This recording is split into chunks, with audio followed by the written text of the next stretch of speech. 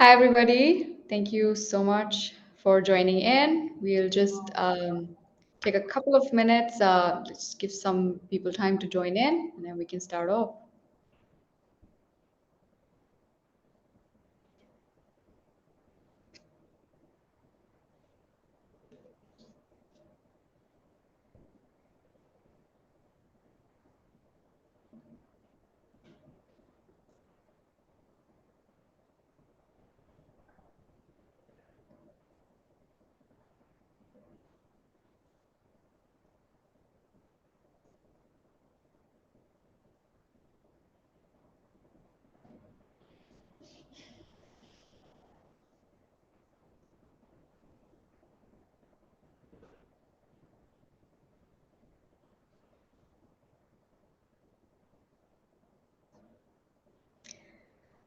All right, so we've taken the first minute of the hour.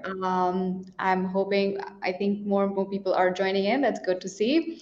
All right, so I'm going to kickstart it off, and thank you everybody for taking our time today and participating on this webinar. And we are super excited to share the insights we have with you today. But before we start off, I'd like to share some house rules so that you have a little maneuvering around the webinar today, right? So throughout the webinar, please feel free to ask questions on the message box, and we will make sure to address them at the end of the webinar, right? Second, we will also be running a few polls during the webinar, and this is to keep it interactive, and we would love to hear your thoughts on those polls as well. All right. All right, so jumping in. So now for the agenda that we have, right? It's a really fun to do report that we did, and it's always an honor to share our findings with you, right? So here's today's agenda. We'll first start off with a quick introduction round, and then we will go through an overview of the CSD market. We will also be talking about the consumption drivers and the opportunities that are right now emerging. We'll also assess the ingredient associations that are there, as well as look at some of the most innovative products in the space. With that said, I'd like to introduce myself. My name is Michelle, and I am the growth director at AI Palette. I have a decade of experience working with large and mid-sized enterprises, enabling them to better position themselves in the marketplace. Now I hand it over to Salome here to start with her introduction. Thanks, Michelle. Uh, Good evening, good morning, good afternoon, everyone. I'm the head of innovation at AI Palette. I essentially head the innovation team, and I come with a decade of experience in brand management, having worked on the innovation side of things across markets in Asia and more mature markets like the US as well. And at AI Palette, of course, we work with the top Fortune 500 brands in the F&B space to really help them stay agile and really stay on top of what is happening in the market. So, with that, enough about me. Let's dive straight in. So, thanks for joining us today. What we'll do is that we'll take you through our findings for the Gutsy Bubbles white paper. And here we really hope we'll be able to make a strong case for the disruption which we believe is due in the carbonated soft drinks market. And we really feel that gut health and functional sodas are the next wave of that disruption. So, for today's analysis, we've taken into consideration a total of 721 million consumer data points from over a large time period. So, all the way from January 2014 up until as recent as June 2023. And for those of you who are new, what we do is that we essentially map data from the entire food data landscape. So those 720 million data points are coming from a mix of social media channels like Instagram, Facebook, and X. On the other hand, it's also coming from search data from Google and, of course, YouTube, which often acts as a search engine too. On the other hand, we look at what's happening in the market through e-commerce data from the likes of Amazon, Target, and Walmart. We also consolidate that with recipes from recipe aggregators, the likes of All Recipes and Cookpad. And then finally, of course, since the chefs, baristas, and bartenders are often experimenting with different trends, we look at menu aggregators from OpenTable, Uber Eats, and Grubhub. So that's just to give you a flavor of where those 720 million data points are coming from. So with that, let's dive straight in. So what we do see in the overall beverages category is that there is a pretty seismic shift going on, right? So essentially, more and more consumers, were shying away from having carbonates and turning to lower sugar alternatives. What's covered in the bucket of others here. So essentially, you had flavored sparkling waters, for instance, as well as beverages like tea and coffee, which consumers were choosing over carbonated beverages. And of course, in part, that was also fueled by the increasing association of carbonated soft drinks with sugar and the increasing awareness of the detrimental impact of sugar as an ingredient. Of course, this was fueled by government regulations as well. And we see this happening pretty much across the board through sugar taxes and the increasingly strict regulation when it comes to the sugar content in food and beverage products. But thankfully, brands reacted to this big seismic shift, and they fought, really fought for their share of mind from on the consumer's plate. So a lot of brands adapted and they launched low and no sugar variants. And thankfully, the growth kind of picked up in the category. So here we have a graph which shows consumer engagement. Consumer engagement is basically defined not just by mentions, but to give a holistic understanding of what is resonating with consumers. We also look at likes, mentions, and comments, to really give that holistic picture. So when we look at consumer engagement graph for carbonated soft drinks, we see that 2016 to 2019, the growth was a little bit flat because of that growing sort of association with with sugar. But on the other hand, once more and more brands adapted, we do see that that growth in consumer engagement has shown a positive trajectory, and it's kind of recouped some of that growth, and it's back on a positive trajectory. But on the other hand, I do want to point out that that growth has slowed down a little bit, right? So over the past 4 years, while it was growing at about 30%, if you see just in the last 2 years alone, that growth has slowed down to about 18%. So that growth is definitely slowing down. And of course, that can be attributed to a variety of different factors. For instance, the growing unease when it comes to artificial sweeteners. So, as more and more consumers are becoming aware of some of the side effects of artificial sweeteners like aspartame, which is connected with carcinogenic effects, so that definitely does seem to be kind of resonating with consumers, and that is possibly leading to a little bit of that slowdown. So, which is why we are here to make the case, and we're here to see what are the other emerging opportunities that you can tap to continue to grow from strength to strength in the carbonated soft drinks category. With that, what we'll do is that we'll take a quick minute to have a poll. So, we'd love to hear from you. We'd love to hear from you. What are the top drivers behind carbonated soft drinks as a category, according to you?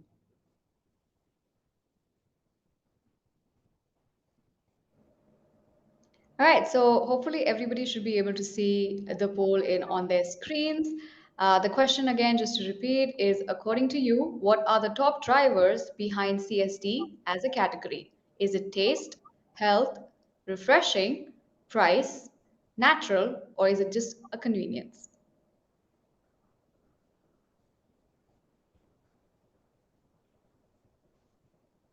I think we're almost done with the polling.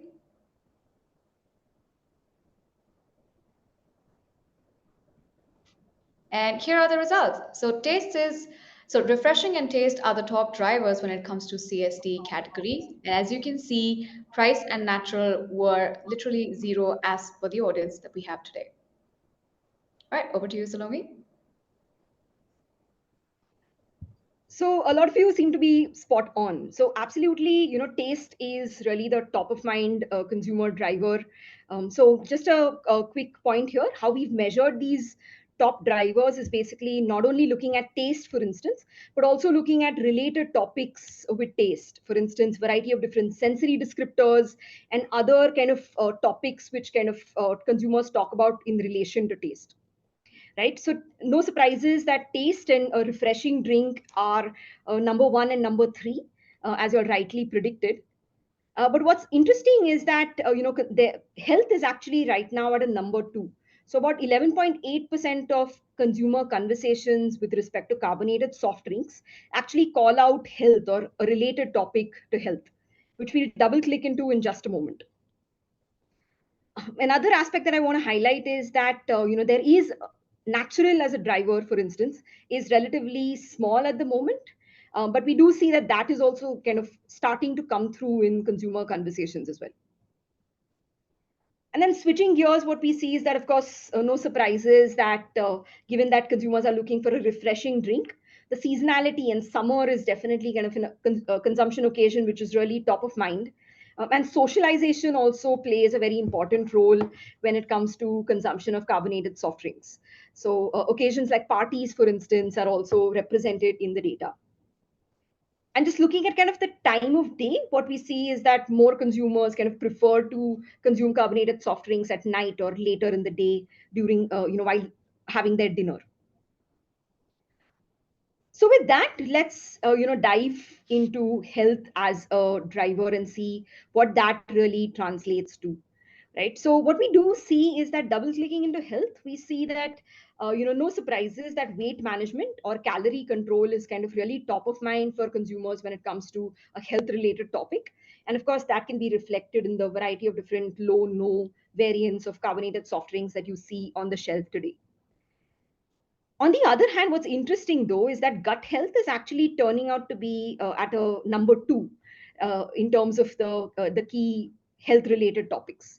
Right. So consumers could define gut health as essentially having a healthy gut is a combination of having good bacteria, viruses, and fungi, and essentially it is sort of speaking of the entire gastrointestinal tract. So whether that's kind of the health of the large intestine, small intestine, stomach, or the related organs. So gut health is interestingly at a number two. And then, of course, there are some aspects around holistic health and nourishment which come through in the data as well. And this is actually beginning to show on retail shelves as well. So when we looked at the carbonated soft drinks launched in the market, we see that while it's still very small because it's still early days, we see that a market like the US is already kind of really over-indexing as compared to the rest of the world. So while the global average is about 0.28%, in the US we see that that is almost three times, with gut health being represented or called out as a claim on about 0.76% of retail products. So of course, gut health is a very hot topic of research, and it's turning out to be a really, really interesting space in the carbonated soft drinks category. But let's take a step back for a second and look at overall beverages, where gut health is a much more kind of well-developed topic of conversation. Right. So when we see gut health overall, the awareness or the interest in gut health continues to be strong. Right. So this is another graph which shows the consumer engagement of gut health over time. And here what we see is that, over the past 4 years, while it's been growing at about 12.5%, interestingly enough, the growth has actually accelerated over the last 2 years. So, more and more consumers are resonating with gut health as a health benefit when it comes to beverages. And over the last 2 years, it's grown at about 26%. So that growth is definitely accelerating. And how consumers really define gut health is quite broad, interestingly enough. So it's not only associated with health benefits like, for instance, weight management or digestive health, it's also increasingly being connected to holistic health. So that can be, for instance, it's being connected to immunity. On the other hand, it's also, there's a growing awareness of the brain gut axis. So the role that the gut plays when it comes to even aspects around mental health. So whether that's like sleep regulation or even mood regulation, that is also, there is kind of growing awareness of that relation. So gut health, interestingly enough, is kind of defined in quite a broad way. What we'll do next is look at these different health benefits and see what are some of the ingredients that consumers associate with these health benefits. So first, taking heart health, right? So heart health, for instance, is associated with ingredients like red grape and tangerine. Red grape, of course, for a variety of different benefits. So red grape is known to be rich in potassium, and tangerine is known to be rich in antioxidants. So which is why consumers associate that with heart health. On the other hand, when we looked at weight management, we have ingredients like matcha and passion fruit. So both these ingredients are known to, essentially help increase metabolism and help increase burning of fat as well. And passion fruit also has the added advantage of a fruit which is low in calories. On the other hand, when it comes to digestive health, we have ingredients like apricot, which is known to be a rich source of dietary fiber, and blackberry as well, which is interestingly enough, quite popular in a decoction along with apple cider vinegar, which is consumed as a digestive tea. And then we have ingredients which are rich in vitamin C, like blackcurrant and plum, which are, of course, associated with immunity. And then finally, interestingly enough, we have ingredients like violet as an edible flower or kiwi, which actually have an association with mental health. So they help with essentially reducing stress and fatigue on one hand, and therefore that association with mental health. And kiwi also has, indirect impact on mood regulation as well. So those are some of the ingredients in the carbonated soft drinks category which are associated with these different health benefits. The other thing I'd like to point out is that the ingredients in the first row, which is red grape, matcha, apricot, blackcurrant, and violet, are actually in the emerging space. So when we say emerging space, we say that we mean that consumer engagement is growing, but there are relatively fewer products in market which are kind of really tapping into these at the moment. On the other hand, of course, the second row, which is tangerine, passion fruit, blackberry, plum, and kiwi, are trends in the growing maturity phase. Growing phase is basically where there are more products in market, and the consumer engagement has also grown to a substantial volume and continues to show growth. So with looking at those ingredients, what we'll also do next is see which are some of the brands which are really leading this disruption and this tapping into the underlying need for gut health. So of course, an important brand which is really leading the disruption is Olipop, which has a range of prebiotic sodas. And these sodas really make gut health the core part of their positioning. And of course, consumers are really lapping it up. So about, the brand is slated to do about $200 million in revenue. And in April of 2023, the revenue was almost twice as that of 2022. So it's definitely growing from strength to strength. And it's also resonating with consumers. So the brand claims that about 10% of Olipop drinkers have actually completely shifted to the Olipop brand. Since it's made gut health, really the core part of its position, it really calls the low sugar content and the high fiber content. And it also really, taps into a variety of different botanicals. So it uses a blend of 7 botanicals, different roots like cassava root, chicory, kudzu, and marshmallow root, along with edible flowers like calendula. It uses basically a botanical blend to make the soda. On the other hand, what I would like to highlight is that Olipop is also really tapping into very nostalgic flavors and nostalgic imagery as well, to essentially recreate the experience of having traditional sodas. Another notable brand in the market is Poppy. Poppy, which is very much part of this revolution, where Poppy actually launched before Olipop, so it launched in 2015. But it's definitely kind of grown from strength to strength, and right now has about 34% of a market share, second only to Olipop. Poppy is also tapping into the nostalgic flavors and the nostalgic imagery, and it kind of calls out the sugar content. It uses natural sweeteners like stevia. It has an apple cider vinegar base and also incorporates organic agave inulin as well to bring out that prebiotic benefit.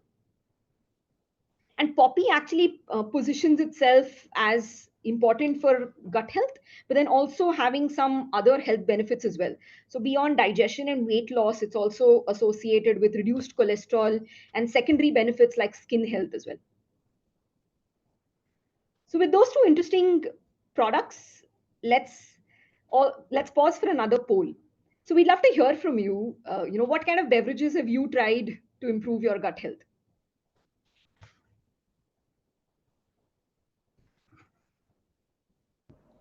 All right. So you'll be seeing the poll now on your screens. The question is, what are the types of beverages you've tried to improve your gut health? It could be probiotic like Wild Wonder or Yakult, prebiotics like Maya Well, fermented foods like kombucha or kefir, fiber like smoothies or vegetable juices. We'll give a few seconds there for you to answer, and then we'll take the answers.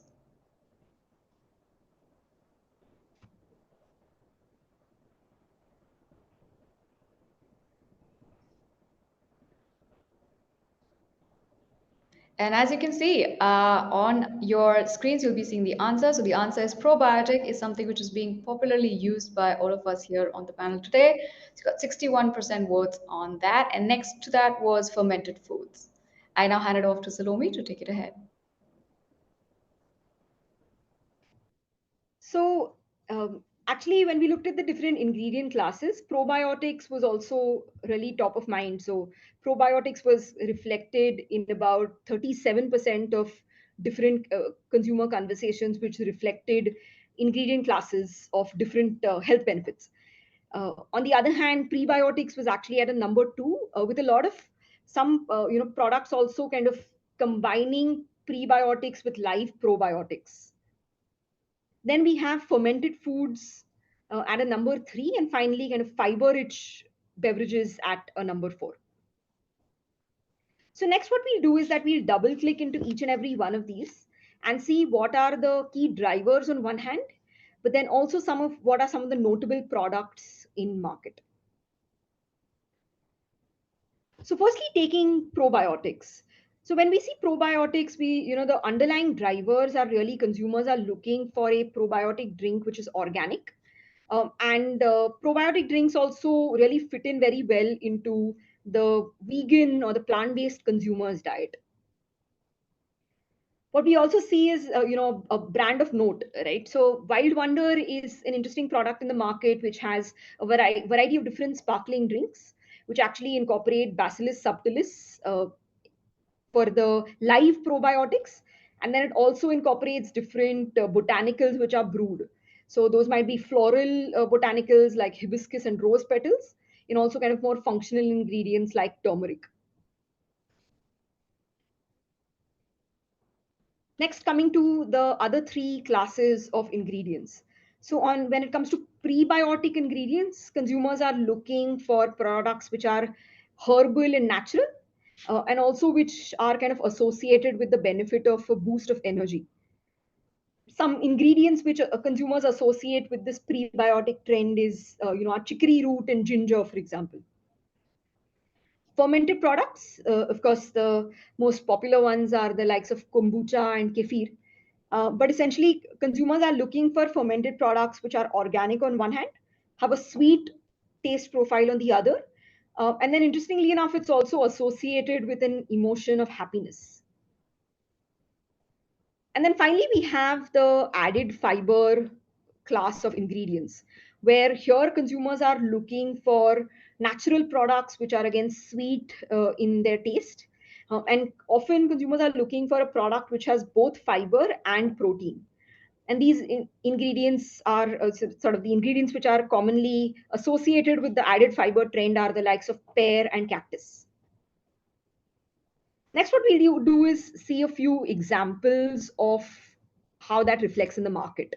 So, Maya Well, for instance, positions themselves as a bubbly prebiotic soda, and it really makes the grammage of prebiotics front and center in its positioning. So, it calls out that it has 5 grams of prebiotics, and it has a combination of organic agave and green tea extract to give these prebiotic benefits.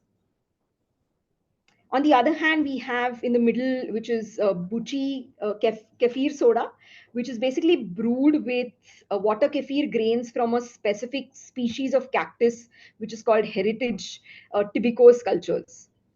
And it also incorporates functional ingredients like echinacea. And then finally, we have Health Aid Pop, which is actually an organic fermented tea, which also incorporates inulin and cranberry extract to bring out that prebiotic benefit. So, with that, I'll leave you with this final thought.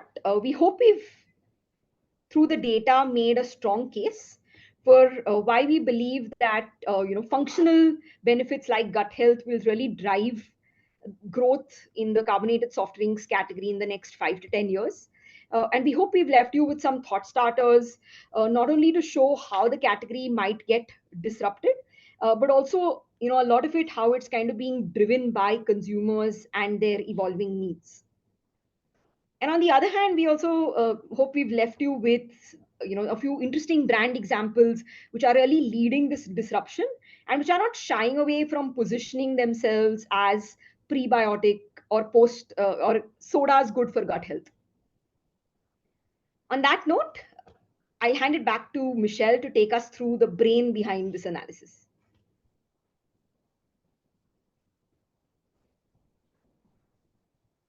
All right, thank you so much, Salome. I'm going to now share my screen.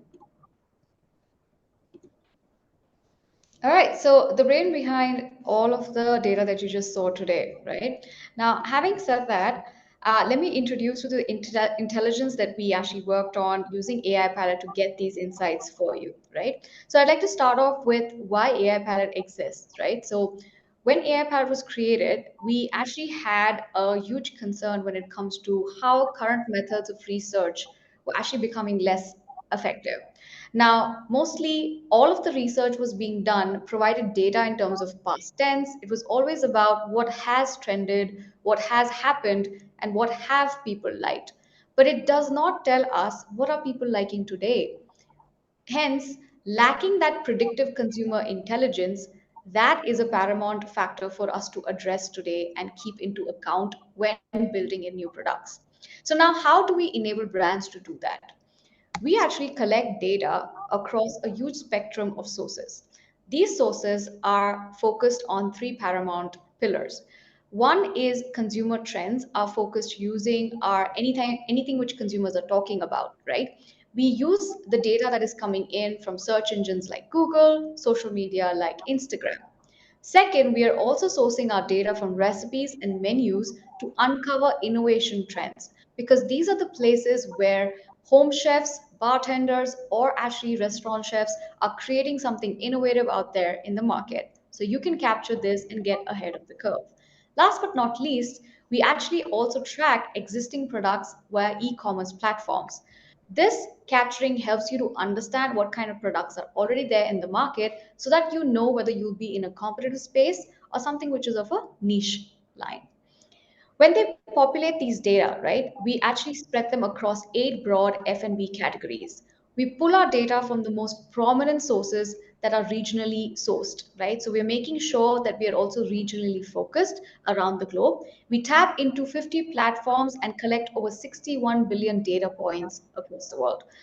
All of this is extracted and analyzed in the local languages. So we are currently covering 17 languages. And why that's important is so that we are not missing out on the nuances of the local languages when people express on how they like what they like and why they like it. Now, having said that, once it's analyzed, it is then translated into English on the platform. Now, with the data points, we have actually built our entire FNB intelligence suite. Now, having said that, we've got the first step wherein you can have the foresight engine identify the trends for you. Then, once you've identified the trends, you can have Concept Genie build out a concept for you. Now, why this is important is that in today's world, having your product concept resonate better with your consumers is really important for them to pick it up from the plethora of options that they have on shelves. Now, Concept Genie will actually help you build a concept that resonates in the way they express towards an ingredient or a flavor or a need, right? So, hence, Concept Genie actually enables you to build concepts within minutes using that data. After the concepts are built in, we can then test those concepts for you so that from the multiple concepts that you have built in, you're able to shortlist on a couple of them so you can focus on a couple of them. This can actually be done within 15 minutes using Screen Winner so that you're always ahead of the curve and saving time and being efficient while moving from Foresight Engine to Concept Genie to Screen Winner, all on the same platform.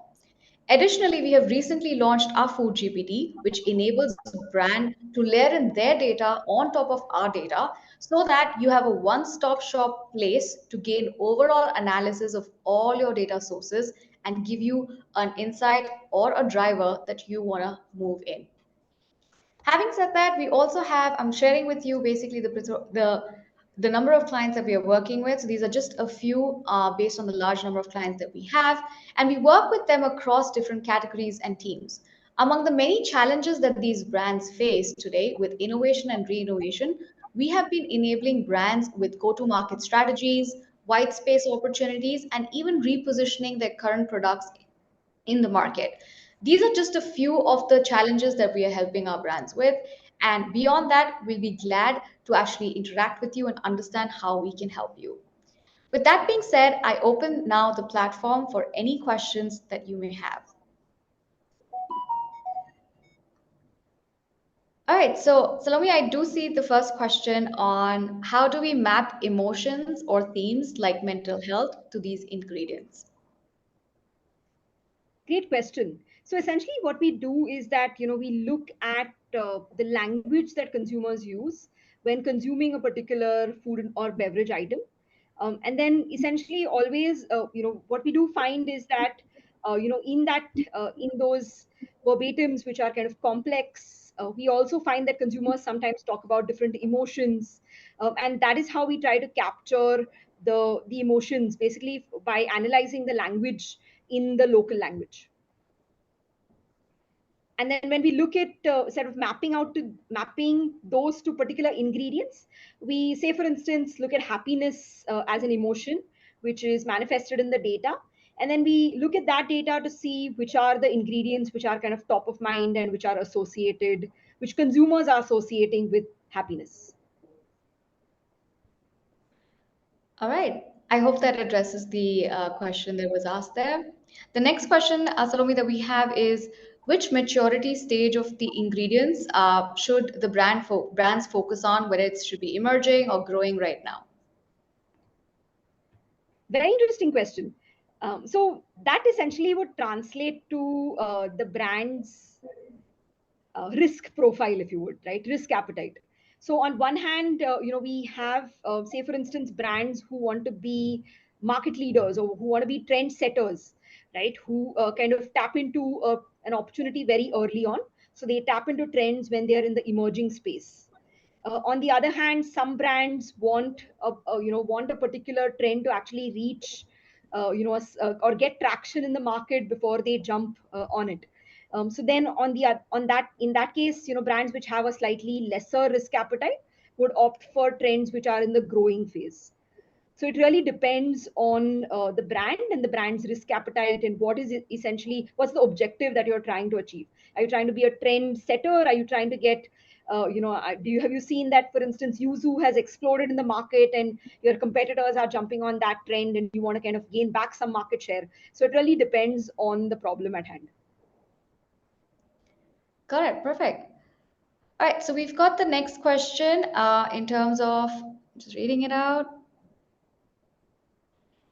Yeah. Would you be able to deep dive into what about taste is a driving factor? So since we mentioned, I'm guessing since we mentioned taste was the top there. Absolutely, we can definitely deep dive into kind of what are the topics related to taste, but I think that's a great follow-up conversation. So it would be great if if you're interested to know more, you can definitely reach out and we can show you how our platform can actually dig deeper into what are the related topics, what are kind of the sensory descriptors which are kind of top of mind when it comes to taste. So I think that calls for a follow-up conversation. So please do reach out to us and we'd be happy to help.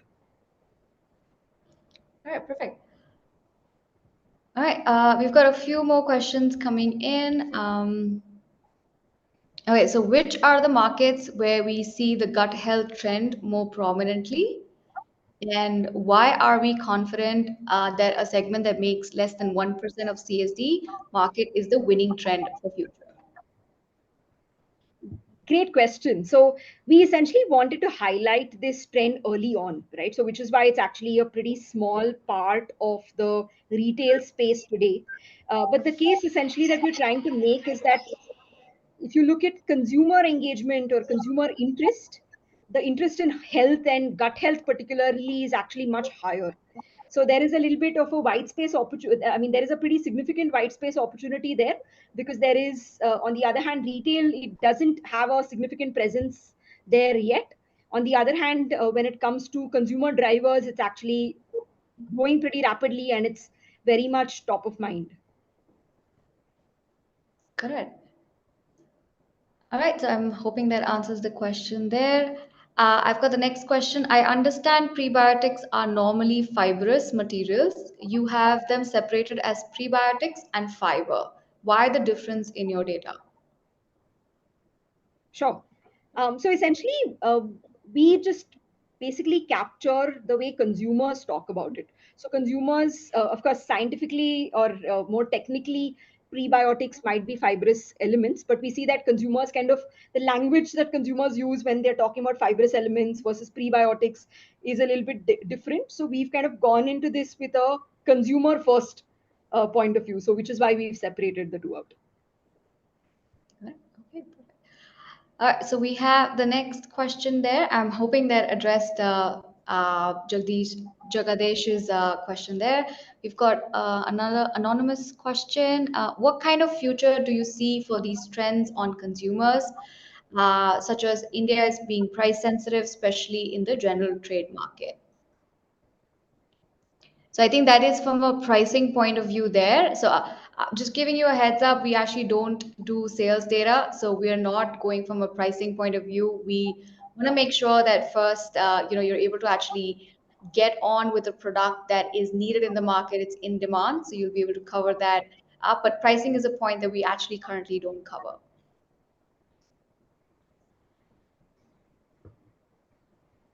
Then we got another question, I think. So sorry, my screen is a bit smaller. There are a few prebiotics like garlic which might not be rich in fiber. Is there a question onto that, or Salome, do you want to address that in any way? I'm not No, sure if that's the I think uh, this attendee was trying to make a case why it would help to actually separate prebiotics and fiber because it doesn't always overlap. So thanks, great point. All right. All right, I think we're running out of time a bit here, so we will be taking in more questions. So what we can do is, uh, we can actually read, you can reach out to us on the screen right now. You should be able to see our website link. You can book a demo if you'd like to see our technology, and we'd be glad to discuss how we can actually work with you as a brand on the challenges that you face. Additionally, if you just want to connect based on the questions that you have for this white paper webinar, we'll also be glad to connect with you on that as well. All right. Thank you so much, everybody, for your time today. And I really hope this was really insightful for you. And we hope to connect with you soon after this webinar. I look forward to having your time blocked on our calendars and hope this was worth your time. Have a great day. Thank you. Thank you so much.